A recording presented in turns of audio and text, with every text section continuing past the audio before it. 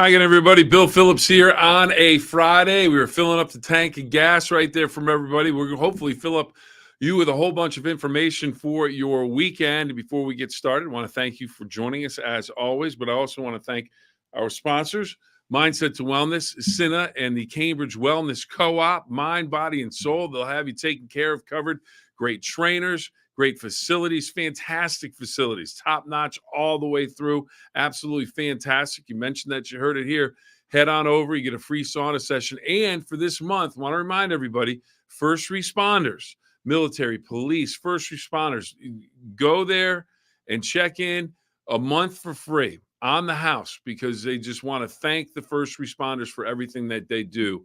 If you know a first responder, let them know about this special because it'll be something that is going to be really, really nice. And what a great thing to have for a month. And tonight, if you want to meet Ralph and Pete, Lynette, everybody down at it's First Friday on 4th in Steubenville, they will have an area set up. So if you want to go down and meet the people from Mindset to Wellness, Cinna, and the Cambridge Wellness Co-op, please do that. Now, I know they're race fans. I know you're race fans. I'm a race fan when it comes to the horses. So we're going to welcome in Mark Patterson from Mountaineer, the expert race analyst. He has all the information. And, of course, it is the day before we are on the eve of the final leg of the Triple Crown. Mark, how are you today? It's great to be with you, Bill. You know, I have been breaking horse races down on television for about 22 years, but this is the first time I've been on the clock. It's just like a not so subtle way of saying I talked too much last time. No, not at all. We have since that time we broke that record, and I think our new record's out around 41 minutes for a Phill-up. So if the first time we go 9 minutes or under, I don't think it's ever going to happen, actually. So we're not worried about time. If you got the time, we can stay here all day and talk, my friend. Because I've got plenty of questions for you. If we stay short of 9 minutes, is there some kind of prize, Bill? There, you know what? There should be. We'll have to come up with something. Maybe a day at the races at Mountaineer. Maybe that might work. That might be something we could work out. Well, I have a question for you. There you go. All right. So 156th Belmont. Yeah. It will be raced not at Belmont, but at Saratoga. And Saratoga, beautiful track, beautiful facility. But the biggest difference, I think, in this race in terms of how the track impacts it is it's 10 furlongs instead of 12. So it's going to be a little bit of a shorter. Does that give anybody an advantage heading into this race? It's really not like a Belmont Stakes, Bill. The Belmont's referred to as the Test of Champions because it's a full mile and a half. And the cutoff point in thoroughbred racing between standard racing distance and marathon is a mile and a half. And it's a completely different knack. So when you shorten this race, because of the configuration of Saratoga, you're unable to run the traditional Belmont Stakes distance. When you shorten it back up to 10 furlongs, it changes the race completely. It's unlike any Belmont I've ever seen, and maybe unlike any Belmont that's ever been run. I think it has not been contested any place besides Belmont Park since the early 1960s. All right, so we've got, and another interesting fact that's happened because of how the races have gone down. Mystic Dan wins the Kentucky Derby. Seize the Gray takes the Preakness, and Mystic Dan second. First time since 2013, the Kentucky Derby winner and the Preakness winner will race against each other in the Belmont. Which horse has the advantage? Which horse? If you, and I know you might not be going with one of these horses, but if you were, which horse would be your pick in this race and why? It's exciting to see that dream matchup, so to speak, Bill. And I suspect had the distance not been shortened up because of the venue up at the highly romanticized, idyllic Saratoga racecourse, upstate New York, that you wouldn't see Mystic Dan in here. I seriously doubt the two arduous efforts in the Derby and the Preakness that they would shoot right back for a third try in 5 weeks unless the distance was just right in their wheelhouse. The same trip that the horse scored at in the Kentucky Derby. As far as Seize the Gray goes, Seize the Gray, I was an upstart. He was an upsetter in the Preakness. It was a wet track. He kicked material, kicked slop back at his foes, got on top, and kind of surprised his field. I think that when maybe viewed largely as a fluke And I don't think that Mystic Dan's main rival even is Seize the Great today, with all respect to the Preakness winner. And what's really different about this race and unique, neither of them is going to be the favorite, Bill. Neither Mystic Dan nor Seize the Great. That will almost certainly be the horse that has been pegged by the track odds maker as the low price point on the morning line, and that is Sierra Leone, who was a fast closing second at the same 10 furlong distance in the Kentucky Derby.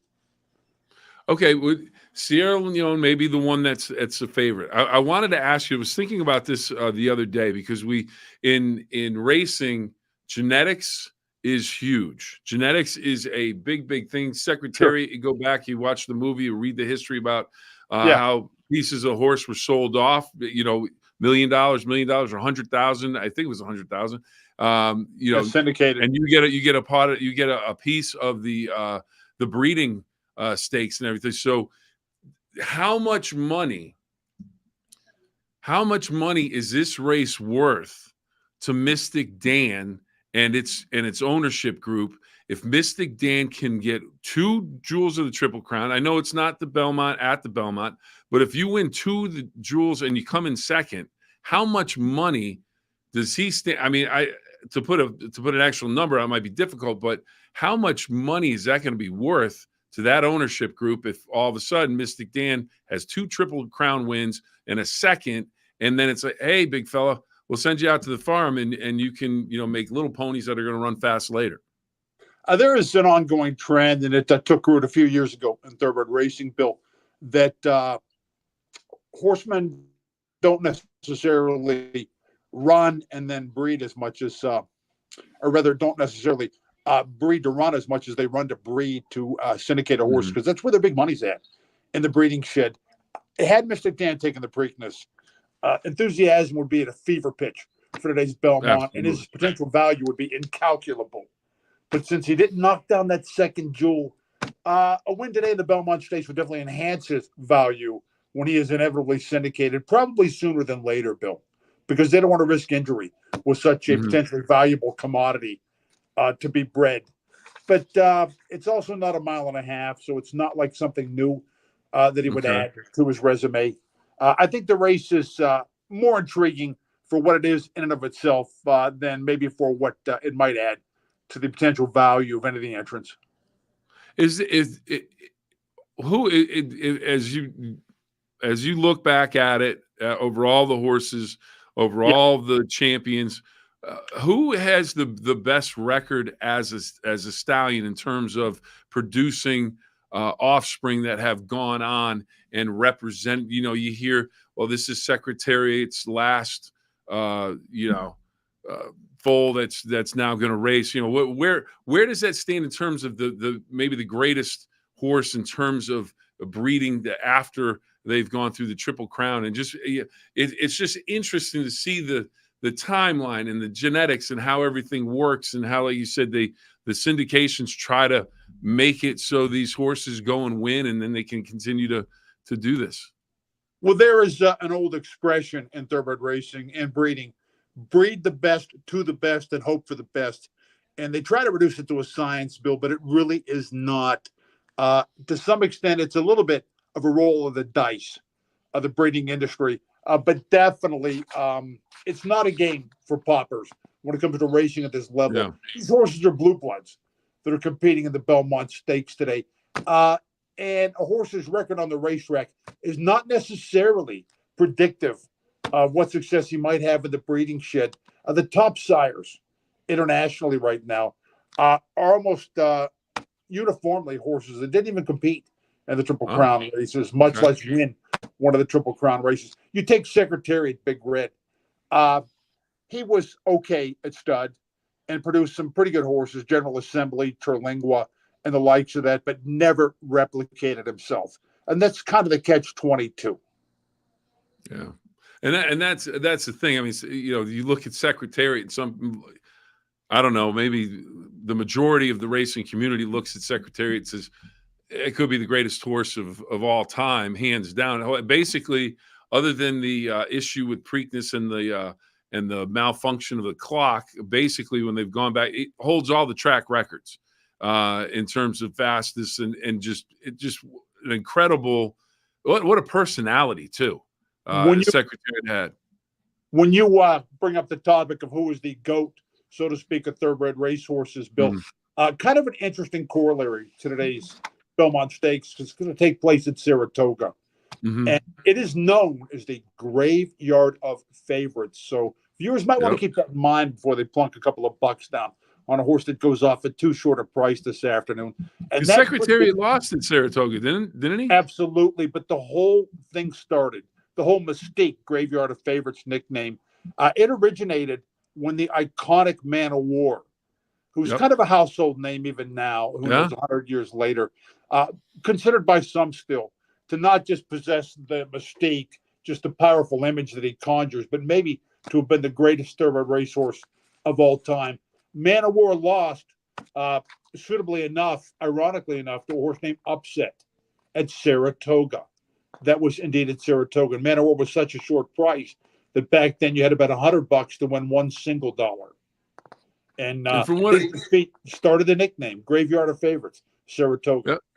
And I think that's when Upset became a term to talk about sports. And if someone didn't perform or got beat by a team that they thought was lesser than, and all of a sudden that's where the term upset came from. I've wondered that sometimes. What came first, the chicken or the egg? What have you decided, the egg or the chicken? The horse or the expression. Yeah. All right. Well, enough about breeding. I don't know. Like I said, I was thinking about that the other day. I thought, how much money's on the table? But how much money, if I plunk down maybe a $10 bet, who should I be looking at? Maybe other than the favorites, or who are your top three going into this race? And we're already into overtime over 9 minutes, so we don't have to worry about that. But I'm still on the clock, I noticed. The race looks what it's turned out. Kind of chalky, Bill. I'm not sure it's an appropriate spot to go price hunting, although there have been some upsets in the Belmont Stakes. The only horse in this race to have competed in both the Derby and the Preakness is Mystic Dan. And now, in modern horse racing, horses just aren't as durable. They don't start as many times. I think the average number of starts for a thoroughbred racehorse 10, 20 years ago was 12, and now it's down to 6. So they could be squeezing the lemon dry with Mystic Dan to make a third start in a 5-week period. So I would be tempted to work around him a little bit and maybe look for somebody who set out the Preakness and comes into the Belmont with fresher legs. And there's really no value in this assessment, but Sierra Leone, I think maybe has something of a home court advantage because his trainer, Chad Brown, who has won the Eclipse title as top trainer in the country, it is horse racing's equivalent of MVP when it comes to trainers, more or less, is the leading conditioner right now for the everyday Saratoga meet. And he has been laying low, preparing his horse to pounce here at his home base with Sierra Leone, who was gobbling up ground in the Kentucky Derby. And there's been a change of jockeys, too, over to a higher name rider, to a celebrity jock, Flavian Pratt, which is kind of like movie producers planning a big production, feature film, and they're going to switch from some nobody because the guys who are putting up the money want Tom Hanks instead. So this is kind of like Tom Hanks coming in, an international celebrity. And Sierra Leone can be a difficult horse to handle. He has got some quirks. He tends to lug in racing terminology, which means he doesn't keep a straight course. So he needs a strong hand at the wheel. And the change of jockeys could be key. Okay. All right. And now the question I have for you is we move from the Belmont down the road in August. We're going to have the West Virginia Derby. It's going to be at Mountaineer. And is that field, I would imagine, is not put together just yet because there's a lot of racing to go before that, and people are going to make changes to their schedules. But are you starting to see a formulation of anything getting ready for the West Virginia Derby? And what should people be looking for as we build up to that over the next month and a half? Yeah, the situation with that is always fluid, Bill. It's ongoing, it's developing, but we do the legwork here in the racing department of Mountaineer, and we canvass the stock. We watch their past performances and make some preliminary calls to the trainers of these horses, just trying to gin up some interest in our race. The good thing is, when I look at the form on today's Belmont Stakes, several of these trainers, and we're talking about high-profile, legendary trainers like a Wayne Lucas and Todd Fletcher, have not only run at Mountaineer before, but have run in our West Virginia Derby. So I don't think we're going to have a difficult time in getting some high-profile horses that the public will watch today and have watched in both the Derby and the Preakness. Every year we do. We get somebody from Triple Crown races. I don't think this year is going to be any different. Okay. And here's something that has nothing to do with anything other than I just know the man, and I figured I'd mention it. D. Wayne Lucas, a legendary trainer, just won the Preakness. His brother, when I was finishing up my college education at Central Connecticut State University, was the golf coach of the Blue Devils golf team. Has nothing to do with any of the races or anything to do with the Belmont, but I just thought I'd throw it in there because it was told to me one day, and I went, "Oh, okay, that's kind of neat." Little tidbit that I thought I'd share, and now everybody can please forget it because it doesn't matter. Well, the octogenarian Wayne Lucas, Bill, your sports comparison there and connection to his brother, the golf coach, is, I think, very apropos because Lucas took the general sports mentality and was the first trainer to apply it to thoroughbred racing. As a matter of fact, he was referred to before this was popular and part of the horse racing vernacular as Team Lucas, not Wayne Lucas, because he would deploy large divisions of thoroughbred horses to high-class venues all across the country. And his business model has been very much emulated by subsequent trainers. In fact, Todd Pletcher, who's got a horse named Mindframe in today's Belmont Stakes, and Mindframe is to show my partiality to the Pittsburgh Pirates and also to use a baseball analogy is the Paul Skeens of today's Belmont Stakes, in that he has not been touched up to date. He is 2 for 2 in his career, but he is green and he is untested at this level. Mindframe, who could have a high ceiling that's out of this world and brings an element of mystique to today's Belmont Stakes. And Todd Pletcher is a Wayne Lucas protege. So Lucas has spawned kind of like the coaching tree in other sports. A lot of NFL and NBA coaches judged for how many of their assistant coaches go on to become head coaches in their own right.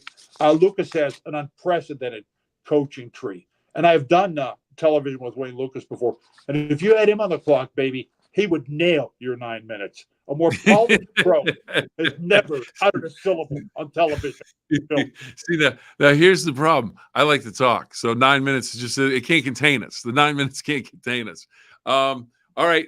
Before we get going on, although I'm going to say this, that story about the mind frame, that makes me want to put $5 or $10 just to see, if he hits a home run with it tomorrow. But I want to ask you about Mountaineer as well. Now, the West Virginia Derby's out there about a month and a half or so away, beginning of August. So what I want to ask you is, people that want to come out, and we talked about it the last time, want to come out and see some live racing. When's the best time to come out and see some live racing at Mountaineer? And just if they're completely new, completely green to going to the races on a race day, what do they need to know so they don't feel like they're lost or getting lost in the shuffle? Yeah, I don't know if you can pipe in some music, Bill, over our discourse here, but I think the legendary instrumental The Summer Plays, Percy Faith, would be appropriate because now that the weather's really warm and the sun's out, Mountaineer is a summer place, and it is best known. Our best self, soft, warm evenings, chairs under the grandstand apron, and the grand spectacle of thoroughbred racing under the lights. And it is that time of year right now in Mountaineer. And not so incidentally, the onset of summer-like weather means that we're back on the turf course. Turf for the novice viewers means grass racing. And grass racing is crazy popular with both horsemen because it tends to be really easy on their horses. It's the natural footing for horses, so to speak. But also the fans love it because grass races bring out bigger fields. Grass races tend to be a greater spectacle, more moving parts. And it's just great to watch. So I would recommend anybody new to Mountaineer comes here for the initial time when the weather's good, when the weather's warm, when it's not rainy, and they can be certain that we're going to stay on the grass and have some grass racing because until you see a race contested on the turf, and it really will stir your emotions, grass racing, to see horses out there running like it's almost across the pasture or something like that. And it's just great to watch. It's great spectacle, turf racing. And it's our competitive advantage in this loosely grouped racing region because there's not another track within like a 5-hour drive in any direction that can offer up turf racing. So we're able to attract a lot of really good horses that we otherwise maybe would not. And also, it stirs up a lot of interest from our fan base too. So I would definitely come when the weather is sunny, when the weather is dry. I would stand outside to take in the sights, the sounds, and get as up close and personal as I could with races contested on our turf course. And what days of the week? Because I know it's not 7 full days. What days of the week are the normal days for people to come out? We race now Sunday night, Monday night, and Tuesday night, although very soon. In fact, on June 19th, we're going to pick up Wednesdays again and go back to a 4-week schedule. Our business has really been just absolutely booming, Bill. 3 race cards last week. We handled a total of almost $4 million. And we do card the aforementioned turf races on each racing occasion. All right, fantastic. Well, Mark, we're gonna end it there. I greatly appreciate it. I think we'll check in. How about if we check in a couple times in the month of July as we get ready for the West Virginia Derby? Keep everyone updated on what's going to be going on locally here on the race scene, and we'll go from there. Yeah, I look forward to it, Bill. Thanks so much. I can't thank you enough, Mark. Have a great weekend. See you, my man. All right, talk to you soon. All right, everybody. So that was Mark Patterson from Mountaineer Racetrack and Gaming Resort. Great information. You're ready for the Belmont, ready for the race season, but are you ready for this? A legend. The Wheel of Fortune. Last show tonight, Pat Sajak. If you're a Wheel of Fortune fan, you know all about it. You know all about it. But here's some stats. I broke down some stats for you. Jordan said, get the stats. And we got the stats. And, oh, by the way, big weekend for Jordan because the Edmonton Oilers are going for the Stanley Cup. Game 1, Saturday night. I believe it's 8 o'clock or 8:30. Not sure which, but they're going to be taking on the Florida Panthers. 8 o'clock. Jordan's already locked in for the game. So you've got the Oilers and the Panthers of Florida. Go Oilers, go is the chant here in the Digital Content Center, a.k.a. the Nacho Man Content Center, in honor of Don Sloan. All right, Pat Sajak. Here we go. I got to put the glasses on. I don't want to misread this. So you have 2 heavyweights in terms of hosts, and I don't. Is Vanna the sidekick? I guess. Yeah. Sajak's the host. Vanna, of course, turns the letters. But without Vanna, you can't do the show because the letters aren't going to turn. They can probably, she's a superstar. All right, 77 years old, Pat Sajak from Chicago, Illinois, born Chicago, Illinois. 67 years old, Vanna White. I didn't realize there were that much difference in age, but 67 years old, North Myrtle Beach. Vanna has signed a contract extension through 2025, 2026. So she's going to be here at least another year. Ryan Seacrest will be taking over for one Pat Sajak. Ryan Seacrest just has his hands in everything. He'll probably have the Kardashians hosting with him at some point. See, he has something to do with the Kardashian shows. All right, so 41 seasons Pat Sajak has been doing this. He called it a wonderful ride. December 28th, 1981 to June 7, 2024 is how long he's been the host of Wheel of Fortune. Okay, so now in all those times, 38 years together, Vanna White and Pat Sajak. Vanna White says they had one argument. One argument wasn't over what dress she was wearing, wasn't over what tuxedo or suit he had on, or wasn't over some comment about that someone made a comment that they shouldn't have made a comment about. It was about hot dog condiments.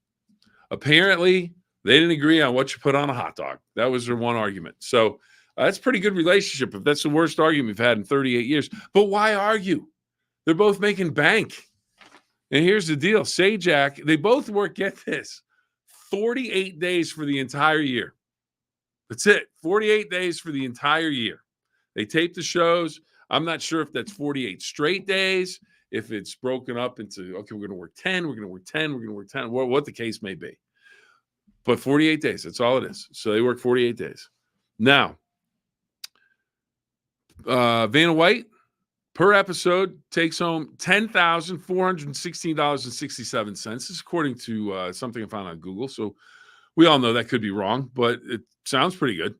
And then per workday for Vanna White, $62,500 per workday. She earns $3 million for the year, for 48 days. $3 million. Pretty good return on your workday. Well, if you thought that was good, how about this one? Pat Sajak. I don't have it broken down into days and times. Pat Sajak's contract,